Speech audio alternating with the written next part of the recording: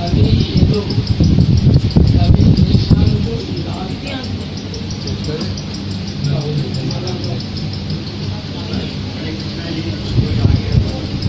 कोई बात नहीं।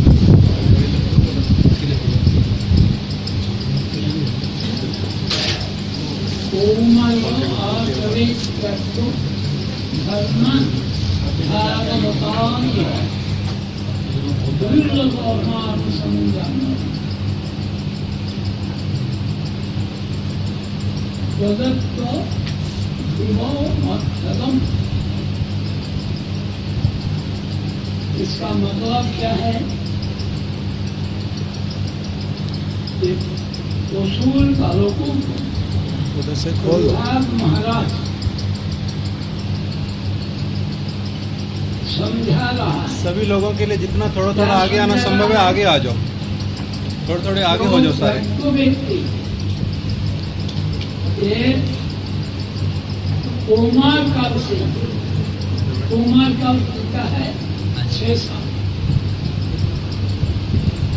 इससे भागवत धर्म का बारे में क्या करेगा? अनुशीलन करेगा।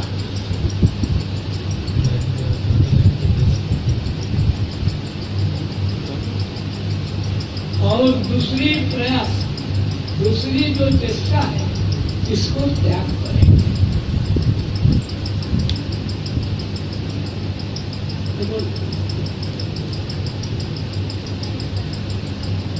तो भागवत धर्म ऐसा है कि इनका कोई वयस का अपेक्षा नहीं, संस्कार का अपेक्षा नहीं, वो भगवान का तरफ जा सकते हैं। बड़ा कठिन।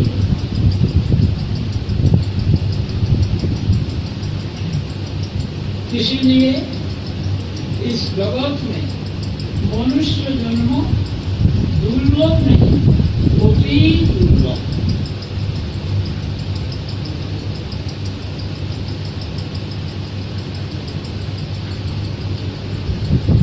और यही जो अति दुर्लभ मनुष्य जन्म मिला, ये अनित्य, नित्य का रहेगा।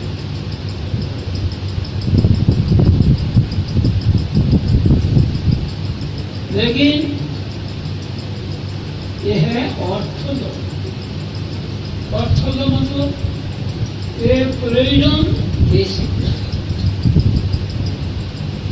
जो विषय में आप अनुशीलन करोगे, वो विषय में आपका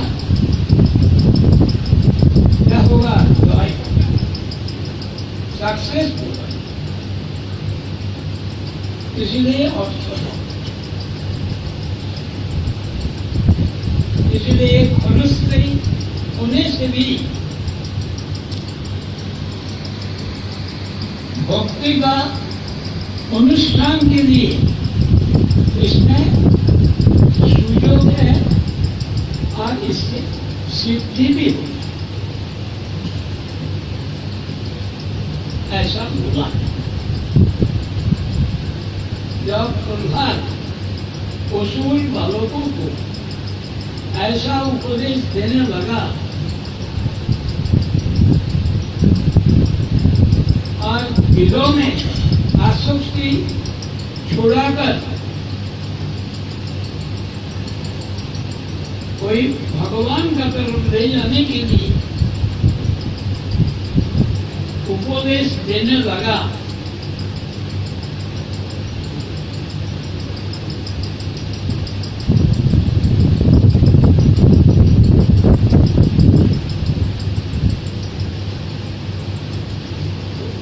छोटा छोटा बालक, ये लोगों को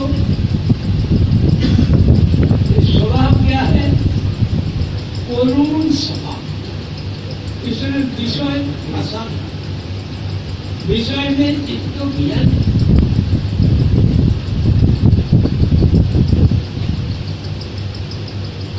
इसीलिए इस तरफ आया।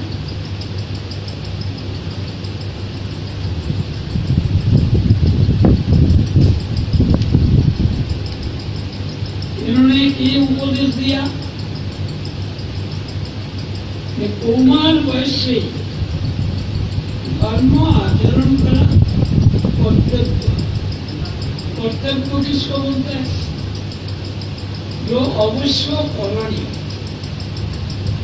इच्छा वो तो करो, ऐसा ये करणीय अवश्य।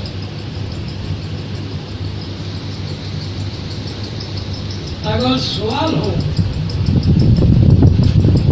कौमार काल से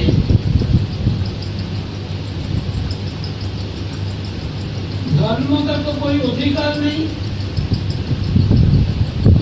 क्योंकि कोई संस्कार तो को नहीं, उपनयन आदि, तो ऐसा कैसे होगा? ना ये भागवत धर्म, ये कौन सा आचरण? श्रवण कीर्तन, इसमें उसका जरूर।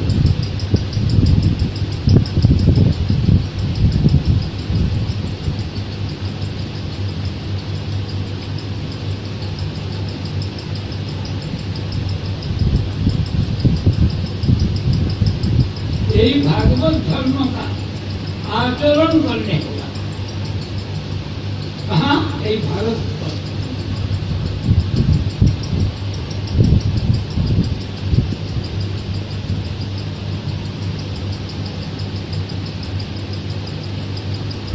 तब लोगों ने हुआ नहीं, संसार में कुछ सुख भोग किया नहीं, इस वक्त से शुरू कर दो ना है। क्या है? कौन? ना जो प्राज्ञ है, जो बुद्धिमान है वो करेगा, सब करेगा।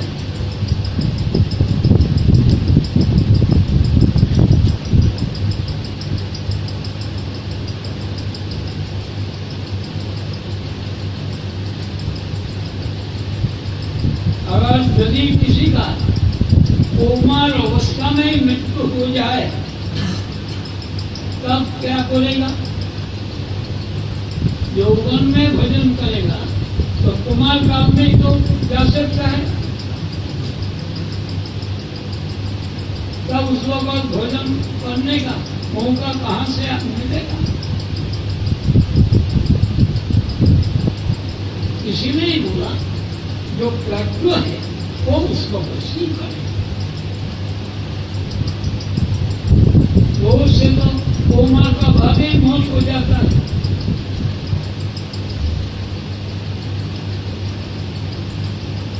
इसीलिए वास्तव ज्ञान युक्त व्यक्ति कौमार काल से शुरू करे।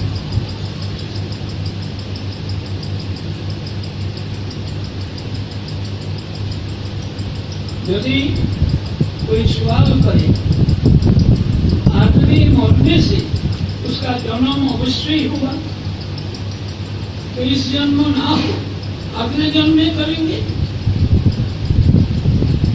इतना पंक्तियों मारने क्यों शुरू करो?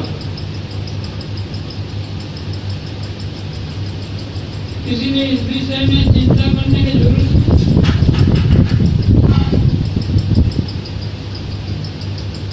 तब दूसरी जन्म में भक्ति का अनुष्ठान करेंगे। इसका उत्तर में बोला मनुष्य जन्म कोटि दुर्लभ, इसका बाद मनुष्य जन्म जो हो गई ऐसा कोई निश्चित नहीं। मनुष्य का बाद पशु भी बन सकता है।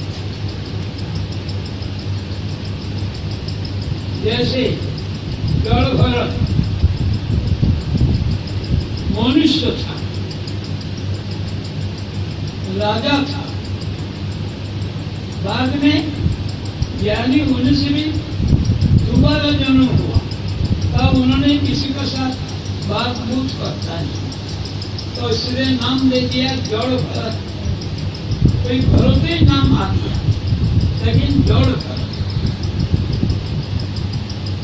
उड़ीसा में बोलते हैं जोड़ा, जैसा समाज। लड़का को ऐसा बोलता। आखिर में वो लड़का पिता माता गरीब होने से भी पढ़ाई में अच्छा, टीचर लोग खर्चा दे के उसको पढ़ाया, उसका नाम ही हो गया जोड़ा।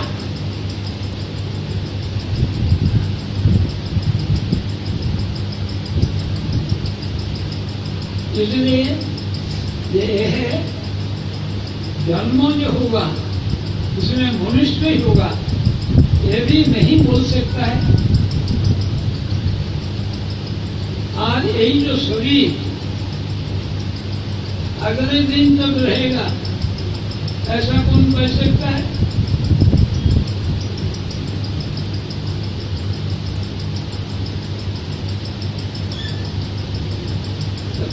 सवाल हो सकता है, यदि ऐसा ही हो तो इतना थोड़ी समय में भक्ति सिद्ध कैसे होगा?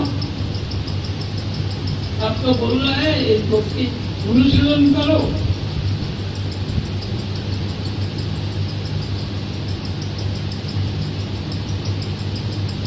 तो बोलते हैं ये अर्थ दो, मतलब प्रयोजन देने वाला।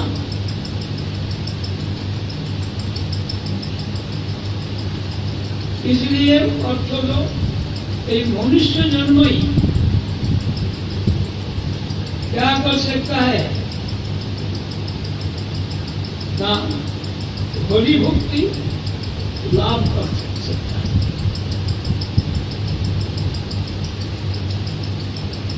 और ये मनुष्य देह परमार्थ लाभ का उपयुक्त है। और साथ साथ इसका एग्जाम्पल देते हैं, उदाहरण कोट करते हैं। जैसे खट्टंग महाराज एक मुहूर्त काली सिद्धि लाभ किया, इतना जल्दी सिद्धि दी। यदि स्वामी दृढ़ देखो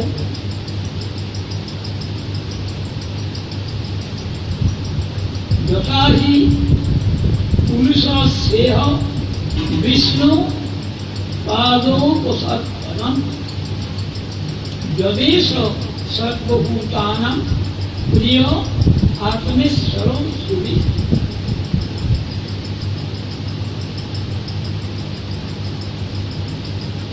इसका मतलब क्या है?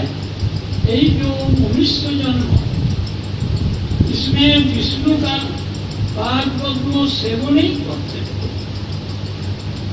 विष्णु का पाद पद्म सेवन का मतलब भगवान को सेवा और भक्तों को सेवा। भक्तों को सेवा में भक्त है भगवान का चरण। इसलिए ये लोगों को क्या बोलता है? विष्णु पाद, प्रभु पाद, श्री पाद,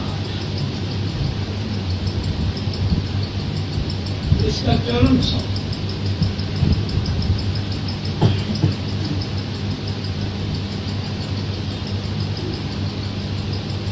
और क्या है?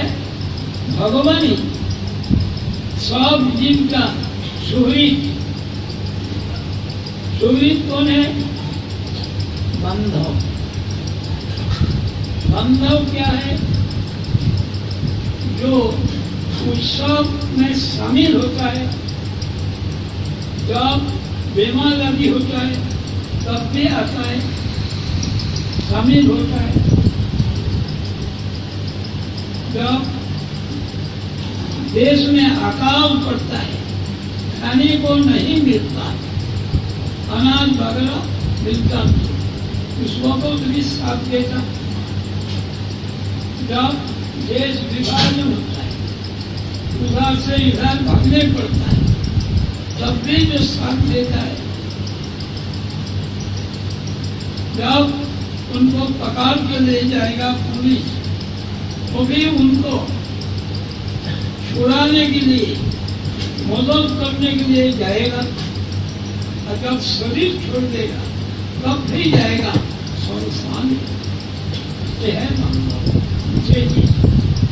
उत्सवे व्यासने चैव दुर्भिक्षे राष्ट्र विप्लवी राजोद्गारे श्मशाने च जो तिष्ठति सो बांधव। इसलिए जगत में भी एक प्रचलन है। कोई व्यक्ति, बड़ा व्यक्ति शरीर छोड़ने से दूसरी राष्ट्र का लोग आता है शामिल होने, बंधु राष्ट्र हो तो इसलिए उनको रखता है। बाद में संस्कार करते हैं। तो भगवान तो एकमात्र सूरी है, इसीलिए सबका प्रिय है आत्मा।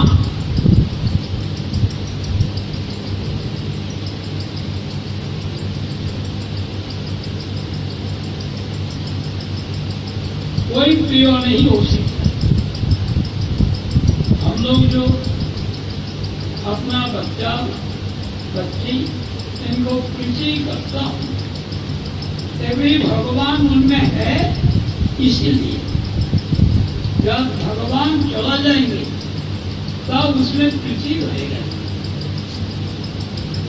एक भागवत में एक वर्णन है, एक महाराज जिनका 1 कोटि महिषी था। सोच सकता है, लेकिन कोई बच्चा नहीं, इसीलिए बड़ा दुखी है बच्चा के लिए। जब बच्चा के लिए दुखी हुआ तब उस वक्त अंगिरा ऋषि उन्होंने एक फल दिया कि तुम्हारा जो पत्नी को तुम पसंद करते हैं उनको ये फल देने से उनको बच्चा। तो उन्होंने उनका जो प्रधान नाम था पितृभूति, उनको एक फल दिया। टाइम पर उनको बच्चा बहुत खूबसूरत। पहले तो राजा सब महिषी को बराबर देखते थे, अभी पुत्र के कारण उनका घर में बार बार जाते। इससे क्या हुआ, और जो महिषी था ये लोग उनका अंदर में जेलासी भाव आया। तो पहले तो राजा सबको ही बराबर देखते थे, अभी बच्चा का कारण इनका प्रति उनका आकर्षण ज्यादा हो, इसलिए उनका जो बेबी फूड है उनका साथ जहर देकर है कोई बच्चा से मारे। और बच्चा का मारने के बाद जैसा किसी को कोई संदेह ना हो, इसलिए सभी सिर छोड़ने लगे, सभी रोने लगे। देखा बच्चे ने अभी पूरा राजमहल उनका जो कर्मचारी वेगा समस्त एक रूप में वो स्त्री उस वक्त द्वीप से अंगिरा ऋषि आ गया। तो बोलता है तुम लोग दुखी किस बात की, दुख का कारण क्या? तो बच्चा मर गया। क्या मरा? बच्चा तो पड़ा ही है, मरा क्या? बोलता है ये बात पड़ेगा नहीं, जब सो के रहता था बात करता था।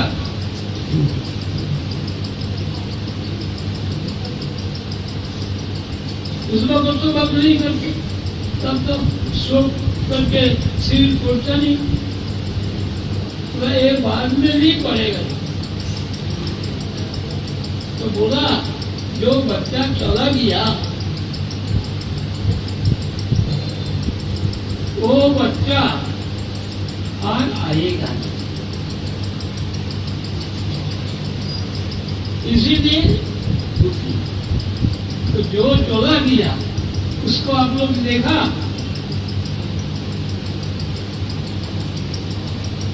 जो शरीर देखा वो तो अभी भी है।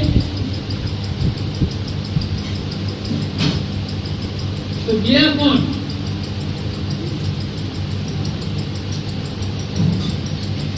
बड़ा मुश्किल।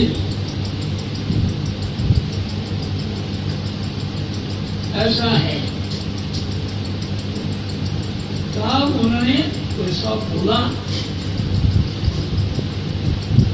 तब उन्होंने बोला मैं तुमको बोला था तुम्हारा पुत्र होगा सुख दुख देने वाला। तुम लोग उस वक्त के बात का तात्पर्य समझा नहीं।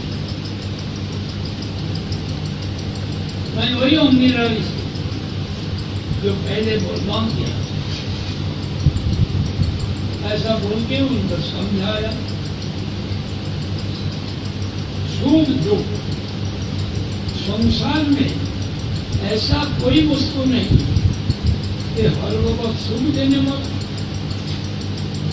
कभी सुख देता है तो कभी दुख देता है। ये तो दूसरी को बात छोड़ो, आपका जो जीवा जिससे भोजन करते हैं, इससे कभी ज्यादा खा लेते तो आपको तकलीफ होता है।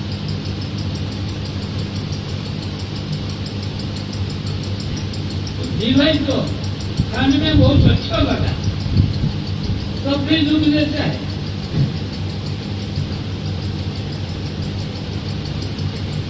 कोई व्यक्ति ऐसा करता है जो एकदम कंट्रोल करता है। मौत का एक था बच्चा, अभी नहीं है, 1 साल 2 साल पहले सभी तो दूसरी का साथ ऐसा देख लिया जितना खा सकता है कि यहाँ तो खा लिया, बाद में सांस नहीं ले सकती, अभी मरेगा। तो हमारा एक प्रभु एक नाखून से ऊपर से एक रसगुल्ला निकलती ऐसा चिमटी से जिसमें कट्टा निकलता था ब्रजमंडल परिक्रमा, तो उसी से और एक निकल जब 2 निकल दिया तो थोड़ा से चैन आया, तो और मुश्किल से एक निकाला, जब निकाला तो स्वाभाविक हुआ। एक जो बात ये तो कोई जबरदस्ती किया नहीं। जीवा लालच से वो ध्यान रखा। जीवा किसका है? सुन गई। और ये जो टोकरी आया ये किसका आया? कोई दूसरी आगे दिया। तो इसीलिए आपका जो इंद्रिय है यही आपका तकलीफ देने वाला, सुख देने वाला। यदि अजित इंद्रिय हो, इंद्रियों को जय ना कर सके तो उनको तकलीफ हो गई। जो लोग इसका कंट्रोल करता है इनको बीमार होता है। विश्व विख्यात डॉक्टर एक मिनिस्टर भी था, उनको पूछा पत्रकार ने कि आपका जिंदगी कभी बीमार हुआ नहीं, क्या इसमें कारण है? तो उन्होंने बोला मैं कभी निमंत्रण खाने के किया नहीं, कभी भी ज्यादा भोजन किया नहीं, कम भी नहीं किया। जो हमारा जरूरत है उतना ही नहीं। तो बोला क्या लेते हैं? बोला सुबह 1 कप दूध, 2 केला।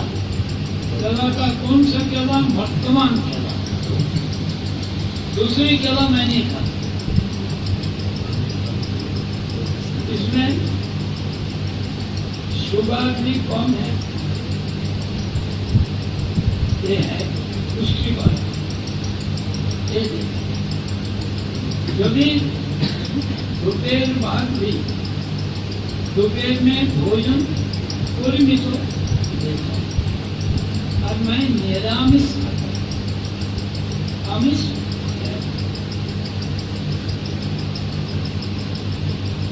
कभी 2 से 3 सब्जी लिया,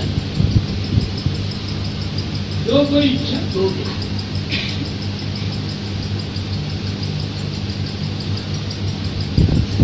और कभी भी लेट करके वहां जाता नहीं। इधर तो हम लोग देखता नहीं, उनका पास मरीज लेके गया घरे को फ्री देखते थे, तो टाइम ऐसा बता देता कि उसका बाद आपको 3 मिनट वेट करें, उसका बाद आपको देखेगा दूसरी रोज फिर 1 मिनट देना। ऐसे ही उन्होंने सुनाया और पत्रिका में दिया, तब उसमें दूर से पहचान देता कि टूटी है। चीफ मिनिस्टर जाएगा तो झाड़ू दे रहा था, तो उन्होंने वहां गाड़ी खड़ा की, खुला हो झाड़ूदार के दिया। झाड़ूदार भाई भी तो हो गया कि मुझे नौकरी से हटाना नहीं। उन्होंने तो उसको बोला निकल जाओ, इसको डॉक्टर को दिखाओ। इसका जो काशी है एक टीडी का लक्षण है, आज उसको 1 महीना का छुट्टी मंजूर करके वहाँ टीबी अस्पताल में इतना होशियार था। कैनेडी को देखने के लिए अमेरिका ले गया था,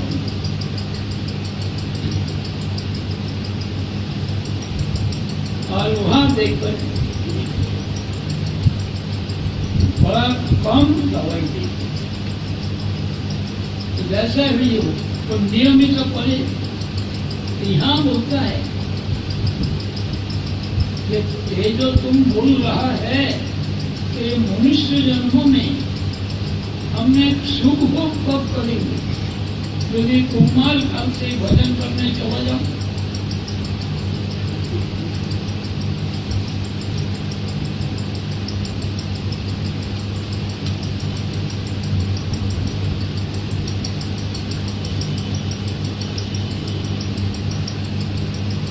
तो उन्होंने संक्षेप से शांतो दस्यो सत्यो अक्षुण्ण मधु ये 5 रस का ही बोले, सबको बोला। क्या बोला? यदि तुम संसार में जाओ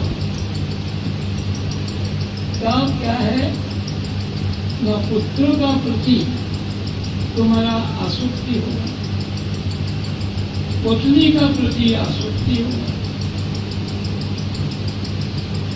ऐसा के होने से तब एक बोलता है वात्सल्य रस पुत्र, पत्नी मधुर रस,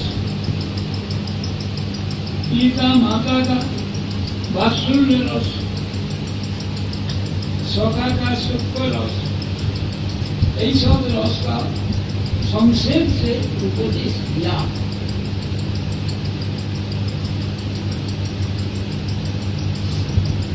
तो बोलता है ये मनुष्य का देह होने से शुभम इंद्रियम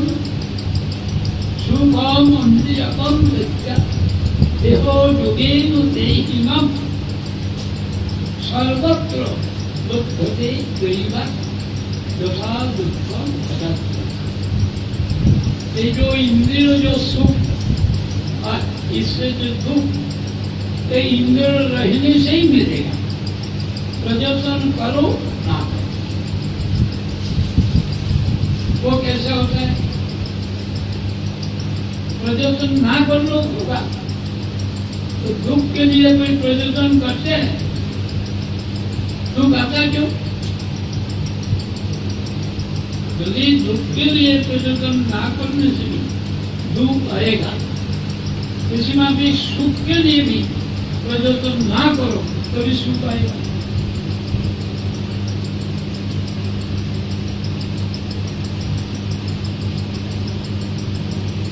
सुख से मन का सुख, ऐसा जो एक सुनता था, अब एक कलकत्ता में देखा कि कोई जो गरीब लड़का, उसका पूजा कमेटी से वो पैंट कोट देखा था, पैंट का आज खिलाता था, वो लोग खेल के बड़ा आनंद होता था, तो इसके लिए प्रयोजन किया नहीं। और एक लड़का है, तो उनका दोस्त ने, उसका नानी ने उनका कीमती जूता दिया, लेकिन उसका साथी बोलता है तेरा ये जूता है ये बाटा का नहीं, ये अच्छा नहीं, और वो बाटा से कीमती जूता। जब बोला वो बच्चा रोने लगे, जूता तो मेरा, तो फिर रोने लगे। और वो देखने के लिए, प्रशासन देखने के लिए हमारा मठ में आया, और मठ का नीचे ही दुकान था बाटा का, उसको जा करके बाटा से ला के दिया, तब रोना बंद किया। तो एक मिलने से ही होता है, उसने बोल दिया ये बड़ा हमारे बड़ा अच्छा है, तो ये एक बाटा वाला ना मिलने से और वो तो प्रयोजन नहीं किया, उसका भी तो टाइम का भी सब दिया और भोजन दिया, उससे ही खूब आनंद करते हैं। तो वही इंद्रियों से प्रयोजन ना करने से यदि खाना मिल जाए तो खाने का सुख होगा कि नहीं, यदि पीने के मिल जाए तो उसमें सुख होता कि नहीं, उसके लिए तो प्रयोजन किया नहीं। सुख किससे अनुभव करते हैं? इंद्रियों से। तो इंद्रियों रहने से इसका संयोग और वियोग से सुख दुख अवश्य ही होगा, लेकिन इसका कोई लिमिट नहीं,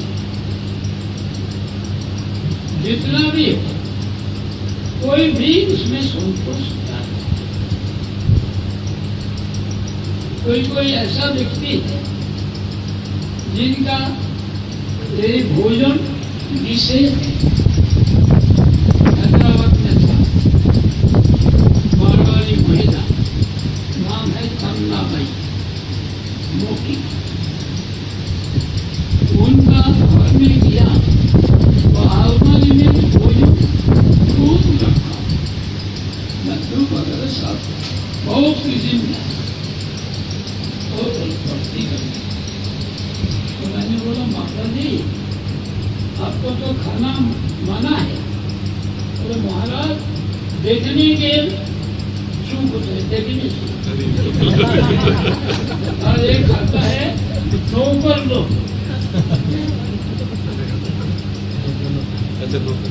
तो देखो नौकर लोग प्रदर्शन किया, उनको मिला, वो खा के सुख अनुभव किया, और इन्होंने देखने के लिए पैसा खर्च किया। इसलिए यहाँ बोला ये जो है, जैसे दुख के लिए प्रयोजन ना करे दुख आएगा, सुख के लिए प्रयोजन ना करे तो इंद्रिय सुख भी आएगा।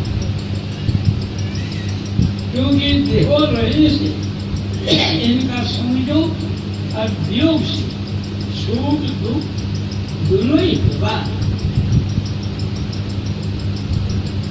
ये दैव से आएगा।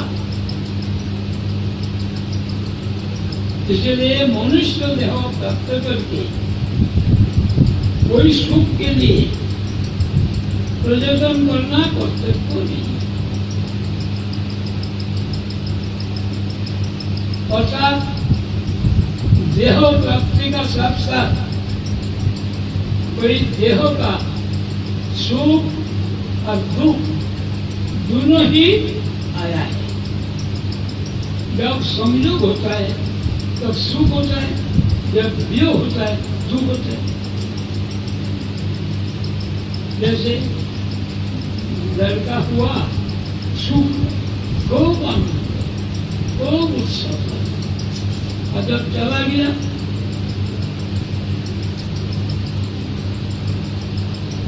और जो इसको नायक किया उनका दुख होता है,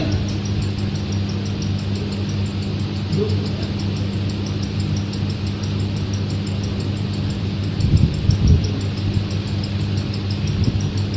लेकिन ये आप लोगों को विश्वास हुआ,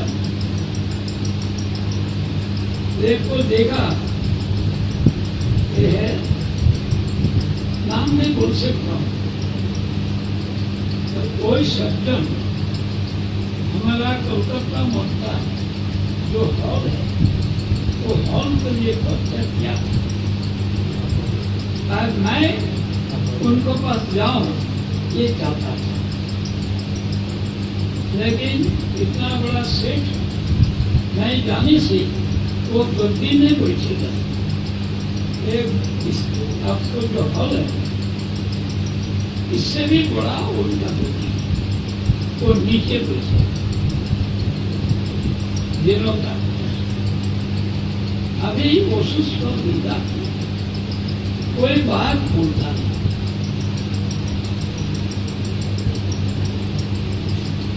जब मैं जाता हूँ बात करती हूँ,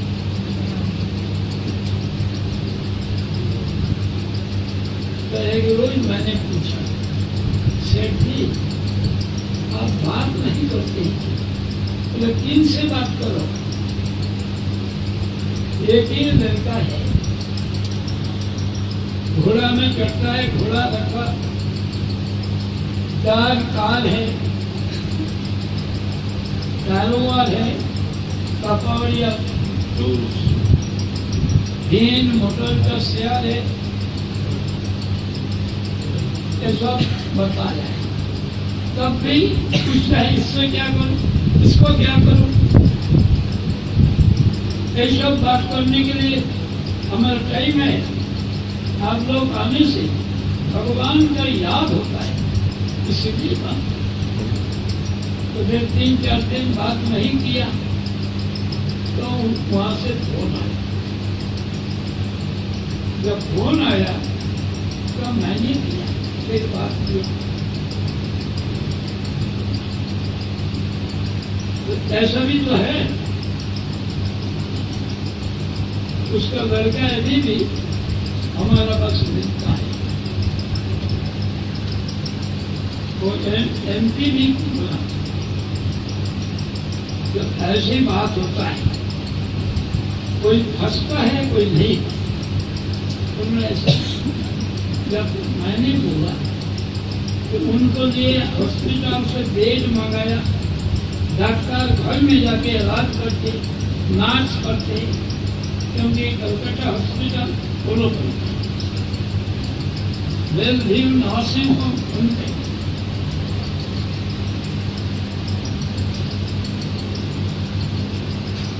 इसमें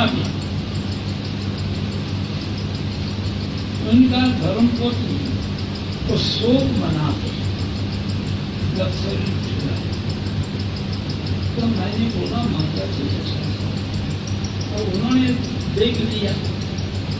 तो सामाजिक किट्टों के लिए मैं मंदिर बदलने जाता हूँ, शोक दिलवाती है। जितना रोज जिनके जगत में रहना है इतना रोज ही यहाँ रहेगी। और मैं भी अपना ड्यूटी कर दिया, सेवा कर दिया। तो उनका भी तो घर में रहकर ऐसा बुद्धि हुआ। मैंने सुन के हैरान रहा। 1966 की बात।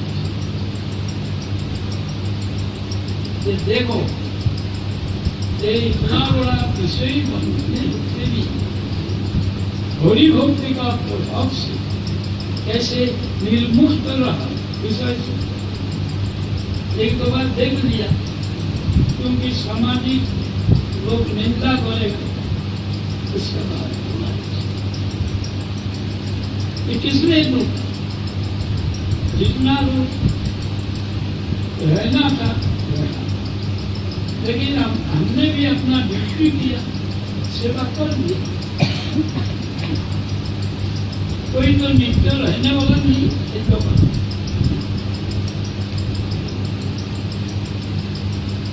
ऐसी बात तो इसलिए बोला कि गया मैं छोड़ देता।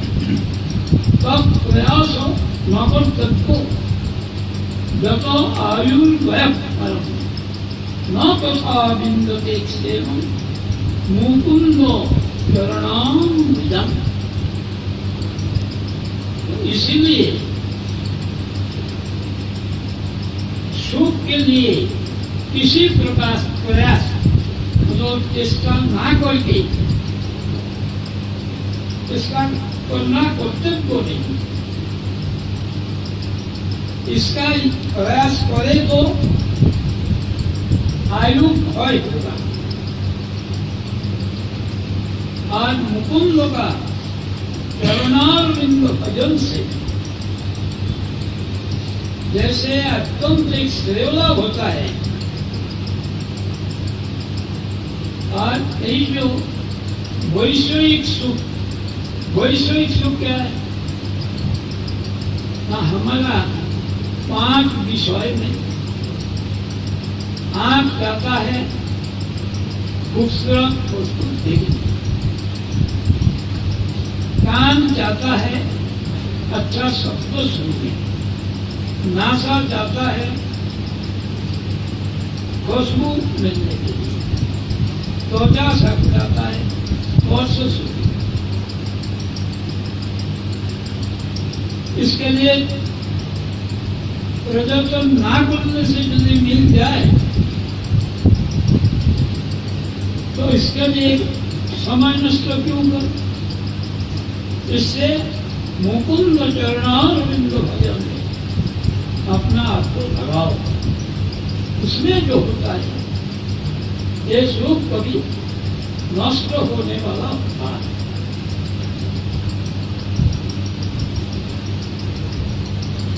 यहाँ बोल दिया मुकुंद चरणा। मुकुंद कौन है? जो भगवान मुक्ति सुख को भी छोटा बनाकर आनंद प्रदान करते हैं, ये है मुकुंद।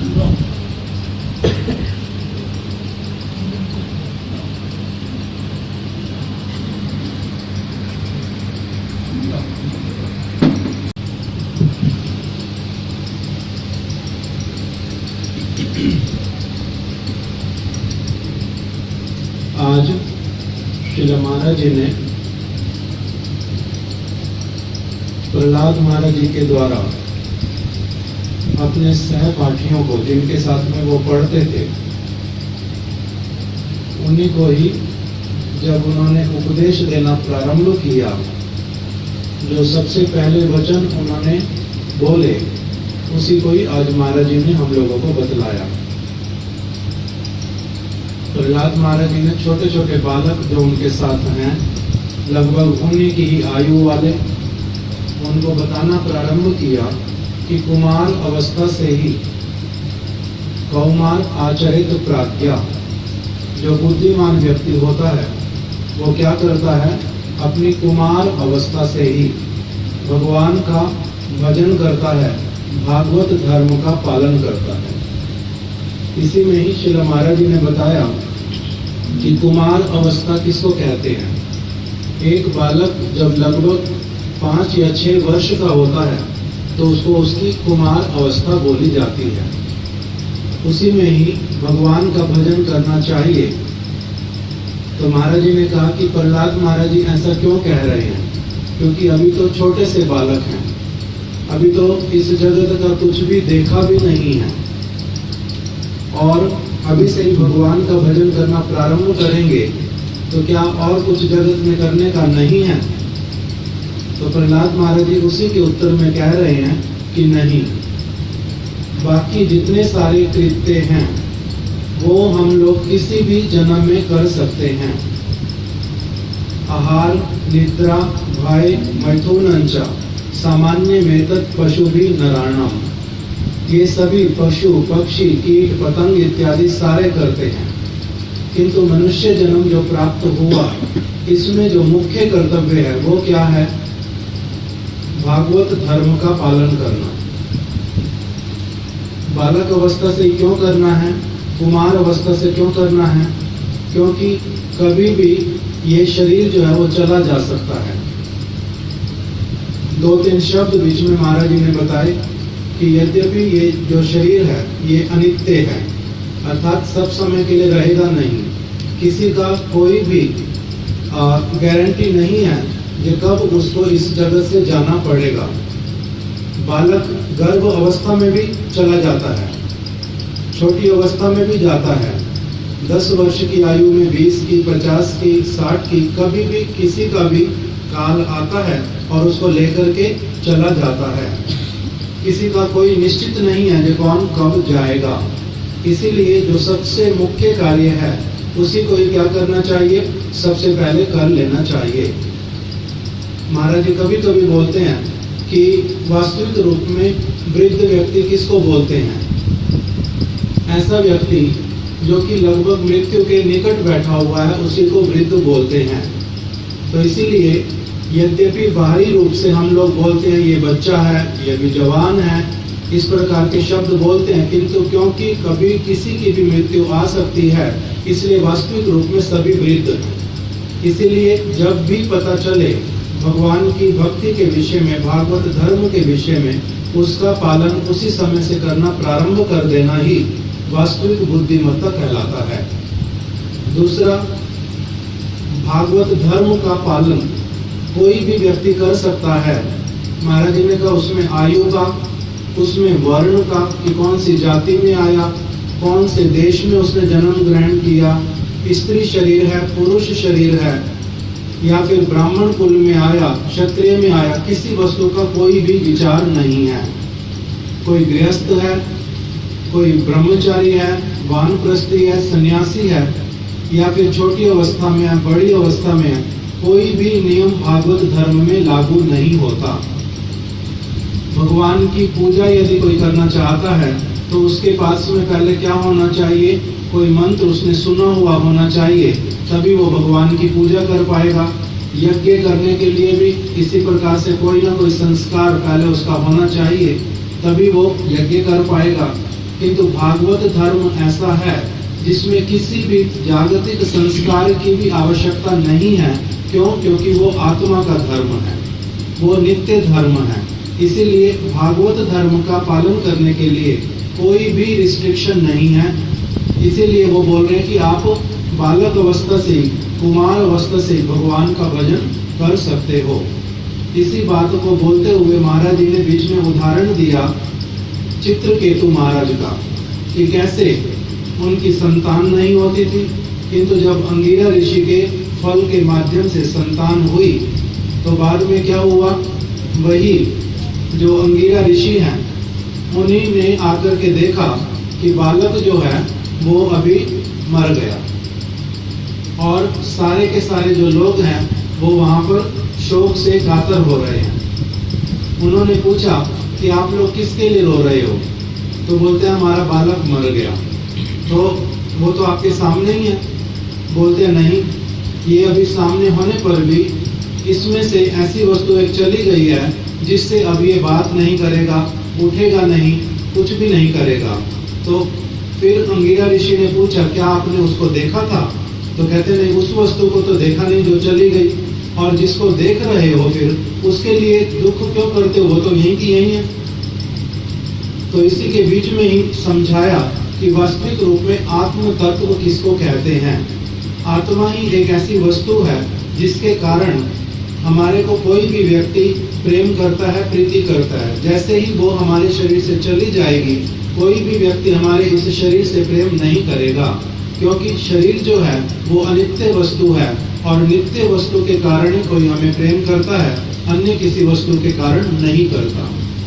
इसी में और एक बात महाराज जी ने बताई कि बांधव किसको बोलते हैं, अर्थात आत्मा का वास्तविक जो मित्र है वो कौन है।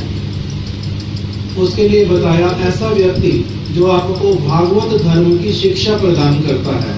शरीर की शिक्षा इत्यादि प्रदान करना उसका जो व्यक्ति करता है उसको बांधव नहीं कहा जाता। बांधव का अर्थ होता है जो आपकी हर एक अवस्था में आपका साथ देता है। किस वस्तु में साथ देता है? भागवत धर्म में आपको और अधिक से अधिक चलने के लिए, उसमें प्रतिष्ठित करने के लिए। जैसे हमारे परम गुरुदेव श्रील भक्ति प्रज्ञान केशव गोस्वामी महाराज जी ने हमारे गुरुदेव श्रील भक्ति वेदांत नारायण गोस्वामी महाराज जी को एक उपाधि दी थी, भक्त बांधव। जब वो अपने गुरुदेव के पास में रहते थे, अभी संन्यास इत्यादि नहीं हुआ था, उसी समय उन्होंने उनको ये उपाधि दी थी। इसलिए क्योंकि भक्त बांधव अर्थात भक्त की जिस किसी प्रकार की अवस्था आकर के उपस्थित होती है, शारीरिक रूप से यदि वो अस्वस्थ होते हैं या फिर पारमार्थिक दृष्टिकोण से यदि उनकी निष्ठा कोई थोड़ी बहुत गड़बड़ाती है, इधर उधर होती है, किसी भी प्रकार से उनको जब सहायता की आवश्यकता पड़ती है, तो संपूर्ण रूप में ये अपने क्या करते हैं, अपने आप को आगे बढ़ करके उनकी पूरी तरह से सहायता करते हैं और हर जगह पर साथ देते हैं। इसीलिए उनको नाम दिया, उपाधि दी भक्त बांधव। तो इसीलिए भक्ति विनोद ठाकुर भी कीर्तन में बोलते हैं कि इस जगत में हमारा वास्तविक रूप में बांधव कौन है? तब निज जन परम बांधव यही संसार कारागारे। संसार रूपी जिस कारागार में हम लोग पड़े हुए हैं, उस कारागार में एकमात्र यदि हमारा कोई बांधव है तो वो कौन है? जो हमारे को भागवत धर्म की, पारमार्थिक धर्म की शिक्षा प्रदान करता है। यदि इस वस्तु में कोई हमारी सहायता नहीं करता, बाहरी रूप से हमारा वो किसी भी प्रकार का मंगल करने वाला होने पर भी वास्तविक रूप में वो हमारा बांधव नहीं कहला सकता। इस वस्तु को भी महाराज जी ने बीच में बतलाया।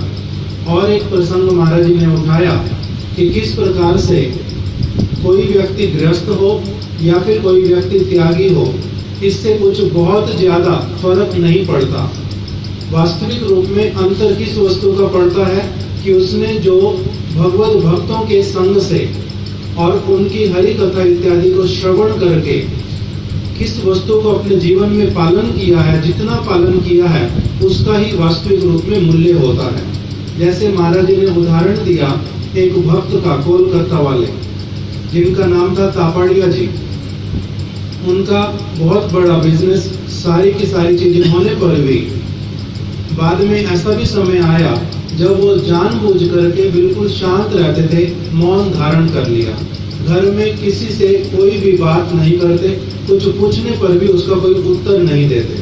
किंतु जब महाराज जी जाते हैं तब उनके साथ में वो बातचीत करते हैं। तो महाराज जी को उनके पुत्र जो हैं बार बार बोलते हैं कि महाराज जी आप जितना अधिक हो सके पुनः पुनः यहाँ पर आया कीजिए। क्यों? क्योंकि आपको देख करके ये बात करते हैं, नहीं तो ये बात ही नहीं करते बिल्कुल भी। तो महाराज जी ने एक दिन उनसे पूछा कि आप जो है मेरे आने पर ही बात करते हैं, घर में और किसी से बात नहीं करते, ऐसा क्यों? तो उन्होंने उत्तर दिया कि महाराज इन लोगों का व्यवसाय के विषय में हो, घर के जितने भी सारे वस्तुएं हों, उसके लिए मैंने जितना अधिक हो सकता था सारा कुछ किया। किंतु अब ऐसा समय आया जब मुझे लगता है कि मेरे पास बहुत ज्यादा समय नहीं है इस मनुष्य शरीर में, और मुझे अब क्या करना चाहिए? संपूर्ण रूप से अपने चित्त को भगवान के चरणों में लगाना चाहिए। और उस समय भी ये लोग आकर के क्या करते हैं, पुनः पुनः मुझसे व्यवसाय की ही बातें पूछते हैं। अच्छा आपने उसको क्या कहा था, अच्छा उस जगह क्या करने से अच्छा रहेगा, आपके सामने जब ये समस्या आई थी तब आपने क्या किया था। इसी प्रकार की बातें करते हैं। तो कब तक करूँगा इनके साथ में ये सारी बातें? किंतु महाराज जी के साथ में उन्होंने क्या कहा कि आपके आने से क्या होता है, भगवान की कथा होती है, भगवान के विषय में सुनने को मिलता है, इसीलिए आपसे बात करके आनंद की प्राप्ति होती है। तो जब महाराज जी कह रहे मैंने उनके मुख से ये सुना तो मेरे मन में हुआ कि ओ ऐसे तो जागतिक दृष्टिकोण से इनके पास जगत के बहुत सारे विषय हैं और अनेक समय इन्होंने उसी में ही लगाया, किंतु इनकी चित्त वृत्ति अभी कैसी है, इतनी श्रेष्ठ कि वो सब समय भगवान का ही स्मरण करना चाहते हैं। तो क्या बाहरी रूप से वास्तविक रूप में गृहस्थ में रहने पर भी इनको गृहस्थ कहना पड़ेगा? नहीं, ये तो उस प्रकार का ही इनका चित्त वृत्ति है जिस प्रकार से किसी एक सर्वश्रेष्ठ साधु इत्यादि का होता है, सन्यासी का होता है। तो इसीलिए उनके गृहस्थ में रहने पर भी उनका गृहस्थ या बाहरी रूप से विषयों में रहने पर भी उनका विषय उनके लिए बाधा नहीं बन पाया। और दूसरी तरफ से महाराज जी ने बताया उनकी पत्नी, जब उनके पति ने शरीर छोड़ दिया तो महाराज जी गए, उनको देखा, वो शोक थोड़ा कर रही थी। तो महाराज जी ने उनसे पूछा कि माता जी, जिनको जाना था वो तो चले गए, आप इस प्रकार से शोक क्यों कर रही हैं? तो उन्होंने उत्तर दिया, आसपास पहले अच्छे से देखा कि कोई है या नहीं है। जब उन्होंने देखा कोई सुनने वाला नहीं है, तब उन्होंने महाराज जी को बोला कि महाराज जी, उनको तो जाना ही था, जब जिसको जाना होता है वो इस जगह से चला जाता है, इसीलिए वो तो जब उनका समय आया वो चले गए, इसके लिए मुझे कोई दुख नहीं है। जो सेवा बन पड़ती थी मेरे से, मैंने वो भी उनकी कर दी है। किंतु अभी जगत में लोग जो है ना, उनके सामने यदि मैं कहूँ मुझे कोई दुख नहीं है, तो वो मेरे को क्या समझेंगे कि पता नहीं कैसी स्त्री है, इसका पति चला गया और इसको दुख ही नहीं होता। किंतु वास्तविक रूप में मेरे को उस प्रकार का कोई दुख नहीं है। लौकिक एक जिस प्रकार से थोड़ा सा रहना चाहिए उसी प्रकार से व्यवहार करती हूँ। तो महाराज जी कह रहे हैं उनकी बात सुन करके भी मेरे को आश्चर्य ही हुआ, हृदय में आनंद भी हुआ बहुत कि ये देखो किस प्रकार से विषयों में रहते हुए भी, घर में रहते हुए साधु की बात को इन्होंने कितना ध्यान से सुना होगा, जिससे कि इनको उस तत्व का अनुभव हो गया जो कि बहुत बार लोगों को साधुओं के साथ में रहने पर भी नहीं होता। तो इसीलिए मुख्य वस्तु क्या है भागवत धर्म की, महाराज जी ने बीच में बतलाया कि भागवत धर्म इसलिए कोई भी व्यक्ति पालन कर सकता है क्योंकि उसमें केवल मात्र दो चीजें हैं जो मुख्य रूप से करनी होती हैं, वह श्रवण और कीर्तन। आपने श्रवण किया, महाराज जी हमारे को साधारण सा उदाहरण देते हैं। श्रवण करने का अर्थ क्या होता है? जैसे एक बच्चा टीवी देख रहा है, कार्टून देख रहा है, उसकी माँ उसके सामने आई, बोलती है बेटा दूध रखा है तेरे लिए, मैंने पी ले। तो हाँ हाँ माँ अभी पीता हूँ। माँ चली गई किसी काम से, 5-7 मिनट के बाद में आई, दूध वहीं का वहीं रखा हुआ है। फिर उसने बोला, तूने कहा मैं दूध पीता हूँ, अभी भी नहीं पिया, बस अभी पी रहा हूँ। वो फिर से इधर उधर हो गई, फिर 10 मिनट बाद आई, दूध वहीं का वहीं रखा है। उसने रिमोट लेकर के टीवी बंद कर दिया। उसी समय बच्चा एकदम बोलता, क्या हुआ क्या हुआ, टीवी क्यों बंद कर दिया? तो बोलते तेरे को 2 बार बोल के गई हूँ दूध पी ले, क्यों नहीं पीता दूध? आपने कब बोला दूध पी ले? आपने कब बोला दूध पी ले? तो अभी उसने पहले तो बोला था ना कि हाँ दूध पीता हूँ, और ये भी बोला था कि बस अभी पी रहा हूँ। तो उसने क्या सुना नहीं था? सुना था, जवाब भी दिया था, किंतु वास्तविक रूप में ना तो सुना था और ना ही जवाब दिया था। ना उसका श्रवण हुआ था, ना उसका कीर्तन हुआ था। जो भी उसने सुना वो भी अनमने मन से सुना, ध्यान कहीं और दे करके, और जो भी मुंह से बोल दिया, जैसे कीर्तन कर दिया, कथा बोल दी, वो भी ऐसे ही बोल दी प्लेटफॉर्म स्पीकर जैसे, किंतु हृदय में कुछ भी धारण नहीं किया। महाराज जी बोलते हैं जब तक हम लोग अमल नहीं करते किसी बात पर, जैसे बच्चे ने दूध नहीं पिया, अमल नहीं किया, तो उसका सुनना नहीं कहलाता। इसीलिए माँ को बोलना पड़ता है कि मेरा बच्चा मेरी सुनता नहीं है। तो महाराज जी हमारे को बोलते हैं कि क्या माँ बोल रही है उसका बेटा बहरा है? उसका कहने का मतलब ये नहीं होता कि ये बहरा है, मगर उसका कहने का मतलब होता है मेरी बात पे ध्यान नहीं देता, मेरी बात पे अमल नहीं करता। तो इसीलिए जब तक हम लोग भागवत धर्म में श्रवण और कीर्तन वास्तविक रूप में जिस प्रकार से करना चाहिए उस प्रकार से जब तक नहीं करेंगे, तब तक हम लोगों को इस प्रकार के संग करने का जो वास्तविक लाभ है वो भी अनुभव नहीं होगा, प्राप्त नहीं होगा।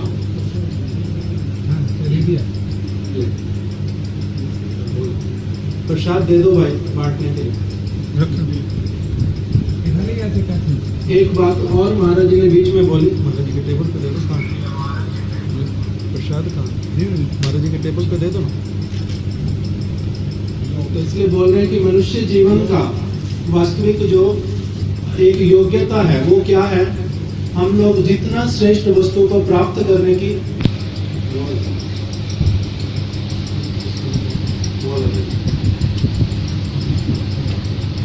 वास्तविक जो मनुष्य जीवन में एक व्यक्ति की योग्यता है वो क्या है? वो जितना श्रेष्ठ से श्रेष्ठ वस्तु को प्राप्त करने की इच्छा करे वो कर सकता है। यदि कोई व्यक्ति इच्छा करे वो भगवत चरणार बिंद को भी इसी जन्म में प्राप्त कर सकता है, किंतु इच्छा होनी चाहिए। और दूसरा महाराज जी साथ साथ में बोलते हैं कि जो भी व्यक्ति एक मनुष्य को उस वस्तु की प्राप्ति करने के लिए प्रेरित नहीं करता जो कि वास्तविक रूप में उसको भगवान के चरण कमलों में लेकर के जाएगी, तो वो व्यक्ति क्या कहलाता है? वो व्यक्ति कहलाता है कि वो हिंसा कर रहा है।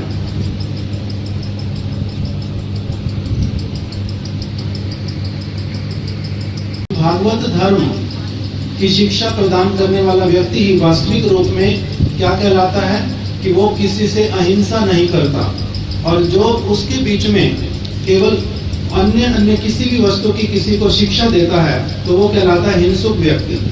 महाराज जी एक बड़ा साधारण सा अपने बचपन का उदाहरण देते हैं हमारे को। सारे लोग कृपा करके 1 मिनट के लिए सिर्फ रुक जाओ, सिर्फ 1 मिनट के लिए रुक जाओ।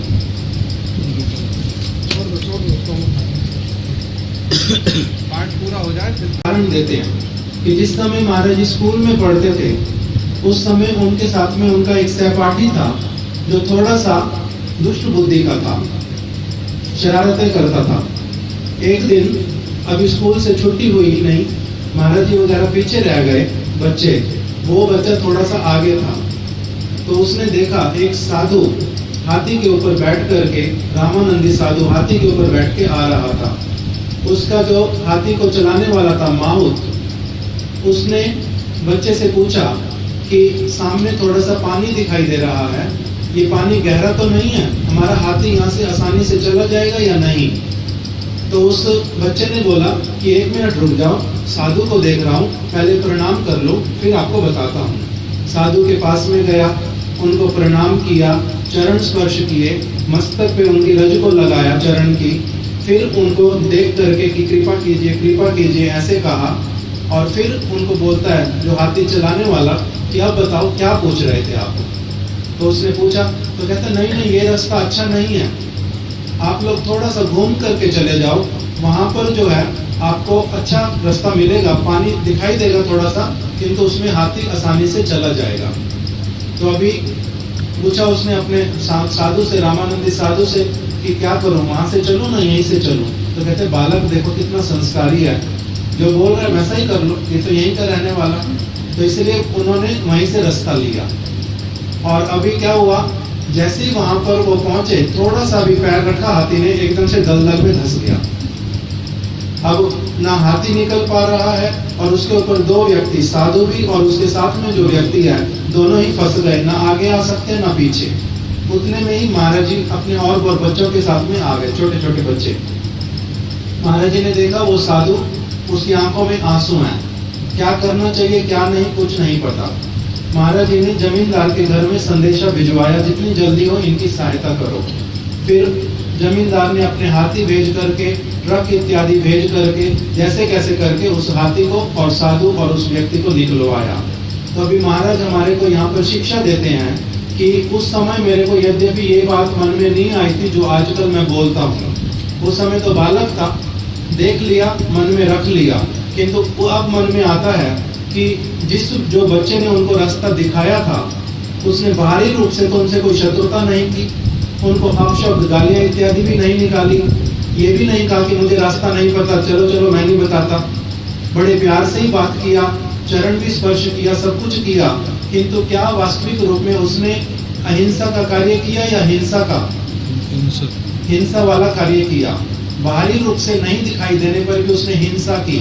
इसी प्रकार से जो व्यक्ति भागवत धर्म की शिक्षा को छोड़ करके और किसी भी प्रकार की शिक्षा इन प्राणियों को, जीवों को देता है, जिनकी योग्यता है भगवान को प्राप्त करने की, और उनको छोटे छोटे चीजों में फंसा करके रख देता है कि तू विवाह कर कितना खुश हो जाएगा, तेरे बच्चे होंगे तो बड़ा खुश हो जाएगा, तू नौकरी तेरी इतनी बड़ी लग जाएगी, तेरे को क्या नहीं मिल सकता, तू बहुत बड़ा मिनिस्टर बन जाएगा, मैं तेरे को ये सिखा देता हूँ, मैं तेरे को वो सिखा देता हूँ। तो इस प्रकार से, या फिर भगवान की भक्ति नहीं करवा करके देवी देवताओं की अन्य और चीजों में जिसको लगाता है, वो व्यक्ति भले ही बहुत मीठा बोलता हो, प्यार करने वाला भी क्यों ना दिखाई देता हो, किंतु वो वास्तविक रूप में हिंसक कहलाता है। इसीलिए महाराज जी हमको बोलते हैं कि उपदेश जो है केवल मात्र उस व्यक्ति के श्रवण करो जो कि निर्मत्सर साधु है, जो ऐसे वाला साधु है जो अपने स्वार्थ, उसका आपके साथ में उसका अपना कोई स्वार्थ नहीं है, वो केवल मात्र भगवान की प्रसन्नता के उद्देश्य से आपको भागवत धर्म की शिक्षा देता है।